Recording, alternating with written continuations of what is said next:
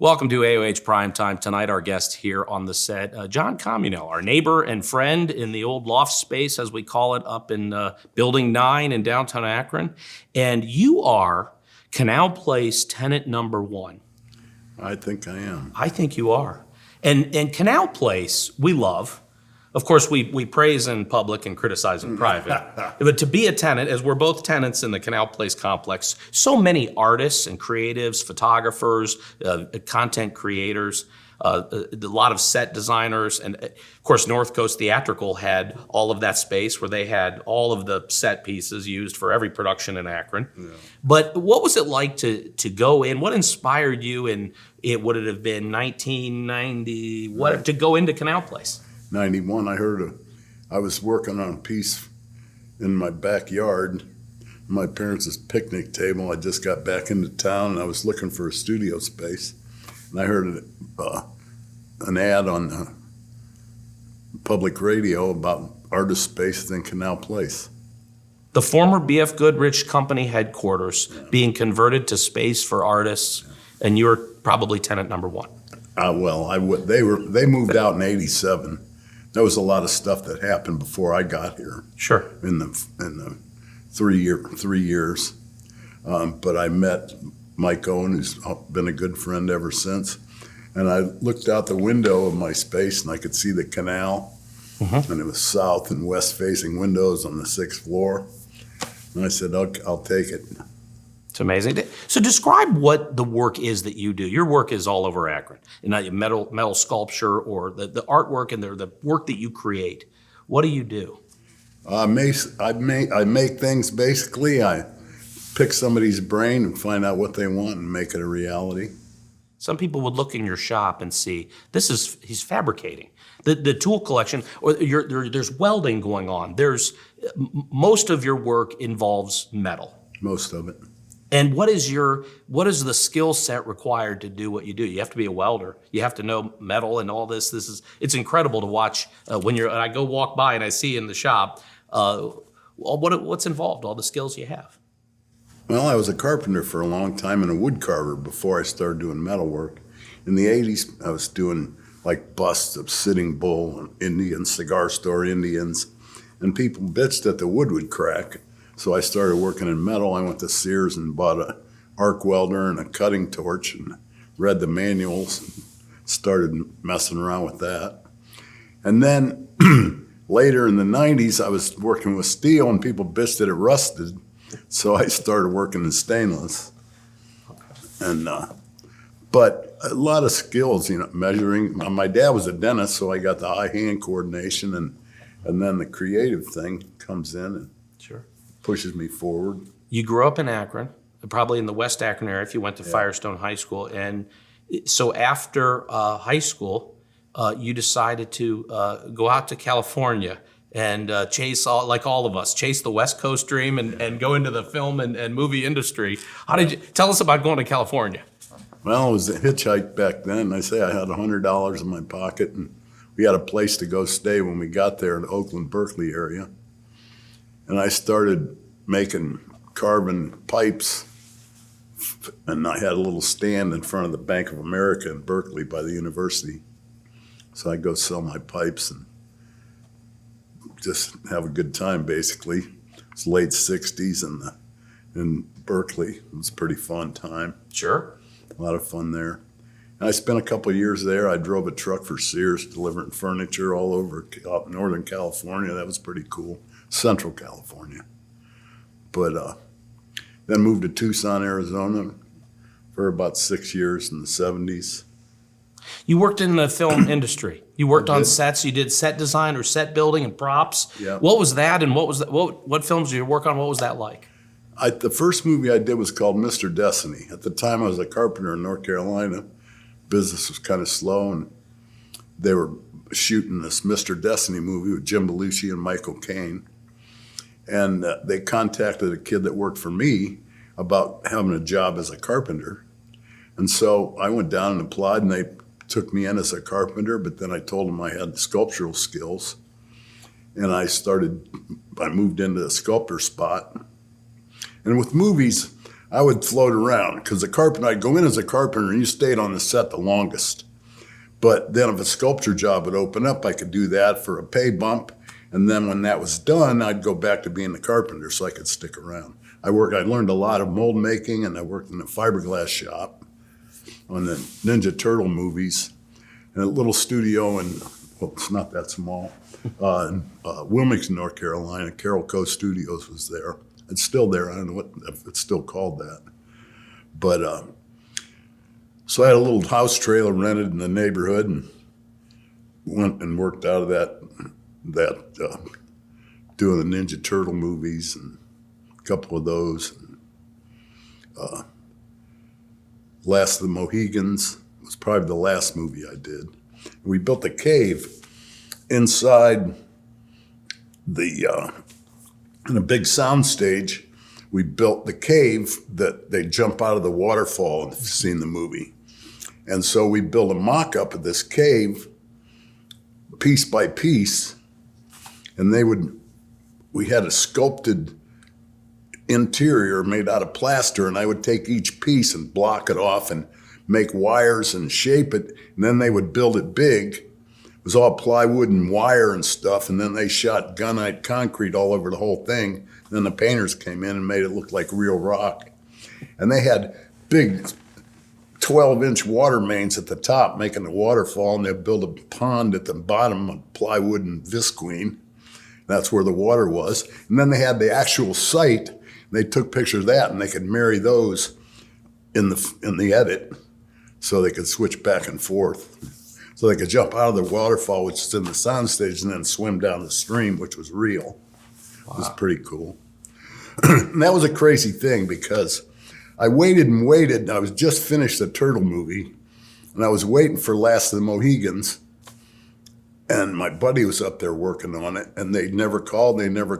Finally, the construction coordinator said, come on up and carpenter for a while. So I went up there for a week and they were building these big huts on the side of a mountain in Chimney Rock, North Carolina, right outside of Asheville. I worked for a week, and they laid me off because they weren't going to build all these huts they were going to build. So I sat around for 6 weeks in my rented apartment waiting because Daniel Day-Lewis was in jail somewhere. And they were waiting for him to get out of jail so they could shoot this cave scene. So I sat around and read paperback books and watched Showtime for 6 weeks. I didn't know anybody. It was crazy. So I finally went to work, and it was the worst job. Everybody yelling all the time. The production coordinator, the director, the art director are screaming and spitting in each other's faces, cussing. It was a horrible work environment. That happens on productions at all levels, even here. Yeah. Every one I was, Sure. But this was the worst. So that's when I said, okay, I've had enough of these guys. And I moved back to Akron at that time. But I did Last of the Mohegans, I did A Few Good Men. I got fired from A Few Good Men. And that was in D.C. Wow. I only worked a week on that. They kicked me out. I said, thank you. Wow. But crazy business. Oh, yeah? So, but I learned a lot. The fiberglass shop and the mold making, I really learned a ton. I can't believe we have worked on the same floor, been friends and neighbors for as long as we have, and these are stories I have not heard. This is fantastic. Yeah. There's a lot more to come right here on AOH Primetime with John Comunale. Stay with us for more great stories, and we're going to talk about the work that he's done that you've probably seen all over Akron. Stay with us. We'll be back with more right after this.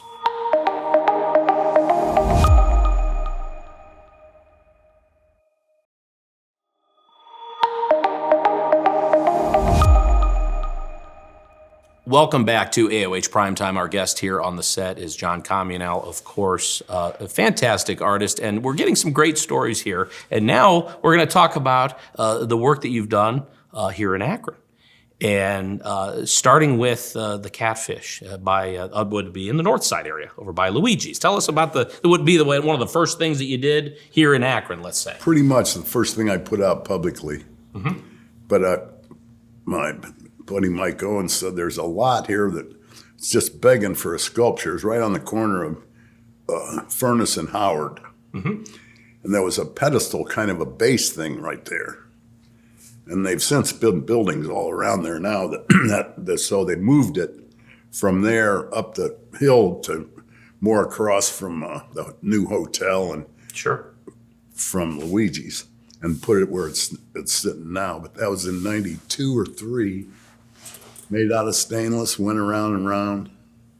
The wind blew it around like a weather vane. Let's talk about the high heel here. Okay. And this is in Germany. Yeah. Now I looked at this and thought this has got to be in Florida. Yeah. This is on Duval Street in Key West or something. But this is in Germany. How did this project come to be? It was right around Christmas time, and I was broke. I hadn't had any good work in a while, and an event guy named Richard Boothroyd, who used to be in the John's Gym space, he was in there at the time, and they were doing events. He had a partner, and he called me, and they'd moved on, but he called me up and said, I need a giant Barbie shoe, a 6-7 foot tall high heel with a waterfall in it. And he said, you got 6 weeks. So we made the deal. I got a deposit and I started working. And then they wanted another big clog shoe. They really didn't even know what it was going to look like yet, with a sliding board inside of it. But so back to the Barbie shoe, I constructed, and I had to put pumps in the toe of the shoe to pump the water up. The instep was all hidden, and it had lights around the instep. It was cool. So so there was issues because they had people contracted all over, and this was a big event company out of Cleveland that I was working through, and they were venerable. I think they ended up going out of business, but they had people all over Northern Ohio, Steiner Glass, a bunch of other people making different things that went into this 25,000 square foot Barbie house that was supposed to open in March in Berlin. So they had to put everything on a container and then ship it to Berlin. And there was problems all over because it was such a rush. I was tearing my hair out trying to pushing all the envelope of the drying times on all the fiberglass and everything. And this clog shoe, I'd get it all covered up and ready to go. I had 5 people helping me spread resin all over everywhere. And I'd come in the next day and the resin heated up so bad when it was cooking off, it melted the styrofoam. So it'd all be melty looking. I'd go buy another couple 100 pounds of drywall mud and patch it up and do it again. It was a nightmare. Now, do you sketch these things out in advance, or how do your client, how do you visualize how it's going to? I bought a pair of leopard, I still got them, leopard skin 6-inch heels, and modeled from there. And I needed a toe big enough enough water to feed the pump to go up 7 feet, and then had to build a little shelf with the waterfall there so the water would trickle down. Well, it all gets to Berlin, and everything's so screwed up because they did it so quick. They changed all this stuff, and they kept putting the show out, the opening date for this place, out and out. And then once they got done, it toured Europe, the whole Barbie house thing. And they painted my shoe pink. They told me to make it green to begin with, which I thought was stupid since it was a Barbie shoe. And it was difficult. This stuff all had to be like showroom retail, beautiful. The shoes, they had to look like a new car. I paid a Corvette painter to come in and paint the thing, and then they changed the color. But so everything was so screwed up when they got it to Berlin, because they had to redo a lot of stuff, that they kept delaying. So I keep going online to see if it's open yet. And finally in May, they opened. And and HuffPost picked it up. So like that shoe was out in front of the house and had a fountain around it and stuff. This protester, a German protester, was protesting the whole Barbie thing. And she's on the shoe, standing on the toe of the shoe with a cross burning Barbie in her hand. And she's naked from the waist up, and it says, "Life in plastic is not fantastic," across her boobs. And so that's one picture. And then the next picture, you see the security guard leading her off the property. That was pretty funny. And the HuffPost picked that up. And I put that picture on my website. And 2 years later, I get a call from some lawyer in Seattle saying that's a protected picture and they wanted money. And you said, but I made that shoe. I said, and she said, that doesn't matter. It's a protected photographer. I said, well, he didn't ask me to take a picture of it. So she said, that doesn't matter, sir. And they kept mailing me bills, and I The threw 'em in cease and trash desist can. letter can go right in the trash. Right in the That's trash. what I say. Let's move on to this. This is obviously a fire pit of. What is the story here? I shouldn't say obviously. Maybe I have it wrong. What is going on here? It's an old Craftsman compressor tank. I think the original compressor I bought when I moved in to my space. There's 3 of these you made in existence. I made 2. 2 of them. Okay. Yeah. I was slow one year and just finished some nice work. And I had a helper paying.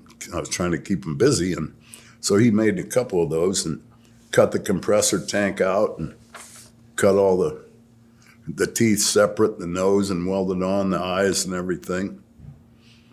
It was pretty cool. Now there are times you make stuff for you. There are times you make stuff for Hardly you. ever. Oh, really? So I mean, you know, Just for me? for an art show or for Oh, I used to. Right, when you make something that you have an idea for something, it wasn't directed by a client, somebody coming to you with a commission you to create something. No. You make something for you, or In the early days, I used to make stuff all the time. That was all I did. Would just make stuff. We'd have shows. We had some huge shows at Canal Place. I Huge. remember you had a real successful one just maybe 2 summers ago. Everybody came up and But I mean, one Sunday we had 1,000 people in the afternoon, and we had both floors. We did one on the second floor one time, but big shows. And Akron so comes I would out just for make these. There's a stuff. scene. Akron comes out for these. Yeah. Yeah. I made the tricycle I made back then, and some other things that might still be around, but Is I that just make stuff. Anymore, I you don't. just make reference to this? Right. This, and I see this every day I come in the building. was- You could see this at the Missing Falls Brewery. Yeah. In the lobby. That's a 6-foot tall globe is the front wheel. And then we went from there. You have a very creative way of recycling and reusing. Nothing goes to waste. I did the same thing. Why are we storing all this? You just never know. That's right. We're not. There's no hoarding. Amen. We're Right. storing No. useful materials for a future use. Future use. So yeah, this is the tricycle. Let's take a look too now at the menacing marsupial. Go Zips. I think right here, this of course on Exchange Street in front of the McDonald's, and an important part of your story, and we have this in common. We both did a little bit of time at the University of Akron, Yeah. just enough to know what college was all about. Yeah. I spent a couple of years a year and a half at Ohio State and got totally fed up with most of schooling. And then I went to college in New Mexico for a couple quarters, took some art classes there. And then I went to Akron U for maybe a year, took some art classes, different things. What is and the menacing marsupial here is, what is the material here? This was That's shinier than some of the other. It's all made out of old McDonald's restaurant junk, shelving and stuff. No kidding. Yeah. Would this explain why the golden arches are on the 6th floor? Yes. Because everybody asked me, and now I have the answer. Yep. We, as you know, we have the golden arches on the 6th floor. Now we know who's responsible, because those are cool. I mean, now we have to take a picture of them and include them in this discussion. But this is made from material from McDonald's stores. Yeah. Yeah. They How did tore you- down the McDonald's that used to be where the stadium is now. Right. The original one there. Yeah. And they moved it across the street. So they had all this stuff. I went over there and loaded the truck up with whatever I could get. And when I was cutting out the pieces, it would smell like hamburgers and stuff. Man, it made me hungry, but It's good for it was a cool project. My buddy from grade school, John Blickel, who owns McDonald's Akron and I don't know how many McDonald's and everything, called me up and asked me to make this because that Akron U McDonald's was like a showcase store Oh yeah. for them. Oh sure. So. Yep. Did you put on weight from eating too many cheeseburgers during that project. No. So the Everett building, of course, at Main and Market. I know where this And one that is. was early on too. That was like What year? 95. Okay. That was the first huge piece of outdoor art through Tony Tropy. He saw an ad in the Beacon, or a story in the Beacon, 6 new businesses opening in Canal Place. And so Tony called me up, and we did a couple nice projects out in Stowe for him, Darrell Road, entryways into the properties, and Crown Point, not Crown Point. Maybe it was called Crown Point. But then the clock was, he wanted something that looked like it had been there. So I took pictures of that entry. That used to be the School of Music, that building. And they had this really cool, still there, big archway with big lion's heads underneath it, like holding up the archway. So I took pictures of those lions and then patterned a lion head, and there's one on each 4 corners of the clock. And it's all fabricated steel with Bondo and resin mixed parts applied to it. A stained glass window, Tony's wife Jill did that. But it was quite a project. We can't wrap up without talking about the Crave, because I love going there for lunch and dinner. Yeah. That I'm so glad they appear to like they're doing a good business, because every time I'm there, a lot of times at lunch, and it's really a great place. And I tell the story every time. I know the guy who made all of these fixtures. So looking around the Crave, kind of visualize for a second, which fixtures are yours? I'm thinking of the behind the bar where they have I know that because I remember seeing them on the 6th floor, but behind the bar and then other fixtures throughout the place? Well, the back bar, I did all that. And then there's light fixtures. There's bar tables on one side and dining room tables on the other. And in the middle, I think there's 3 of them with long, all stainless steel pendants that arched up, and then a glass blown pendant that came from the original Crave over there on East Market. Were hanging from those. It was difficult because it was a different trajectory and a different place they had to be, and they had to be right in the center of the table. So it was quite a project. And they came out beautiful. Everybody loved them. And then there's a couple more of those.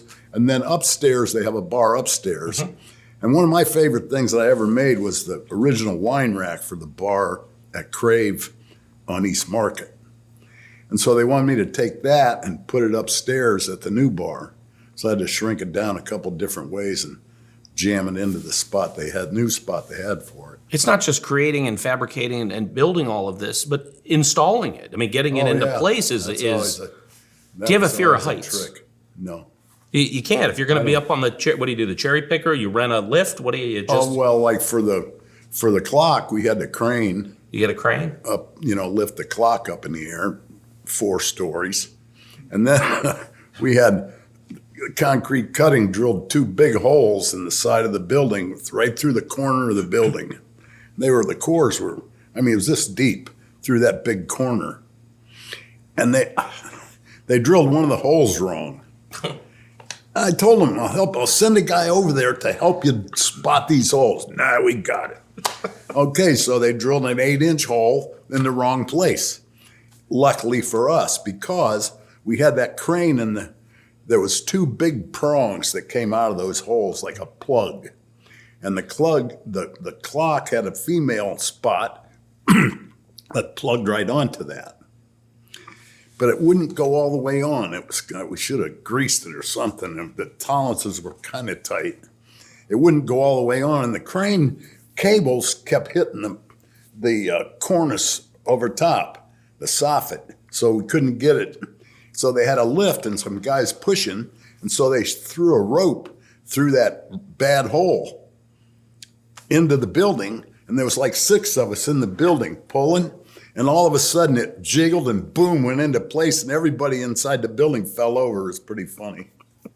You got to get it done quick before the permits department, the zoning shows up. You got to you do it in the middle of the night, you know. The permit department always had fits with Tony and I, whatever. Oh, Tony I'm sure did, I could immediately knew to go there that would be, you got to just get it done fast. Start at 7 a.m. before anybody has their coffee. Get it done by 9:30. The best time to do this, broad daylight. lot easier to get forgiveness than permission. That's right. Well, we've got a lot of great stories here, and there are a couple of great stories coming up. I just know, I can tell, we're having a really great time talking with John Comunale. Certainly go online on the link below. Check out all his work. We'll be back with more right after this. Stay with us.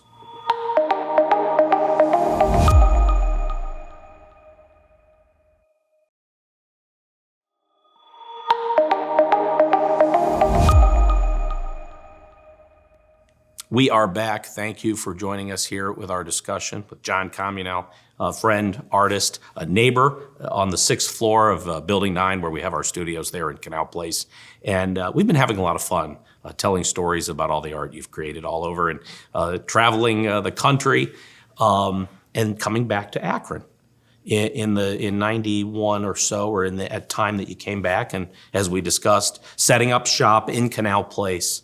And even from the time that you graduated Firestone High School and spent your childhood in Akron and all of that in the 60s, let's say, Akron has changed a lot. That's for sure. Yeah. And so your thoughts on give us a sense of what your childhood was and your favorite memory of Akron growing up and what life was like at that era, coming downtown to go to shopping, or what the city was, or what was life as a rowdy teenager. It was so much different. And people were less scared then. When I was 8 years old, I would get on the bus at Wallhaven and take the bus downtown, me and my buddy, when we were 8, and just go around, go to the peanut shop, and maybe go to a movie. There was a bunch of movie theaters here at Palace and the Colonial. And the viaduct is one thing I really miss, the old viaduct from North Hill. The original Main Street Bridge. Right. It's closed in the 70s, probably. So cool. I think, yeah. Maybe even made it till 80. But, so yeah, I miss that. And when I moved here back in 91, I mean, you could roll a bowling ball down Main Street and not hit anybody. It was depressing. Like, this building was just a gutted thing with graffiti all over it and people running in and out of, and Canal Place was just kind of getting up and running, but downtown was depressing. Yeah. So, little by little, the ballpark really was the key to really livening things up. And I did a bunch of work in a club across the street called Gargoyles. Yes. That went through several lives. Yes. Garth Starks, I did just a crazy amount of work in that building. We built a steel mezzanine that was 80 foot across the building and with iron steps up to it and everything, and some sculpture work and a lot of different a bunch of stuff for them. And restaurants, Brico, I did a bunch of stuff in Brico. Oh, I remember those. The Brico logo. Piatto, yeah. Yeah. Some of that stuff's still hanging. What does Akron need? What does the Akron art community, all the creatives, and what does Akron need to support the artists and the crafters and creative and all of us that love that whole thing? What does Akron need? I think the Downtown Akron Partnership and Summit Art Space has done a lot for the community. I mean, when I joined like the Artists of the Rubber City when I first moved into town. And I would have meetings at my studio, and you'd get a half a dozen people, and they would sit around and talk about all the excuses they had for not making art. So that's where I met P.R. Miller, that crazy sucker. He was part of them. But so that was really not going anywhere. But they were trying. But I think, the art, there's so many creative people here in the city. I mean, music and arts and sculptors, and there's a lot of people doing stuff and going through schools. I have worked a lot of people from Akron U or from Kent that like interned kind of with me over the years.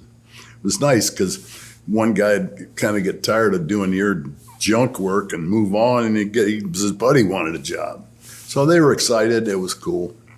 Evolution of people that's been through one. My most successful protege was named Dylan Collins, who's now the head of the sculpture department at West Virginia University of Morgantown. He does great things and keeps doing them. Well, I admire your work tremendously. I think your shop is spectacular. I love going by and seeing, when you're in there doing your thing. Yeah, And thank your stories have added a lot to our program. I love all the stories. Stuff I never knew. There it is. Thank you for sharing. Thank you. Thank man, you for being having on the me. show. Glad Yeah. you could be here. And thank you for watching. John Comunale has been our guest. And of course, comsculpt.com is where we can find the work. Look online. Of course, we'll have a link at waoh.tv. Thank you for watching. This has been AOH Primetime. We'll Call see you on me the up, next one. buy something. There you go. There it is. You heard it here. Thanks for watching. Have a good night.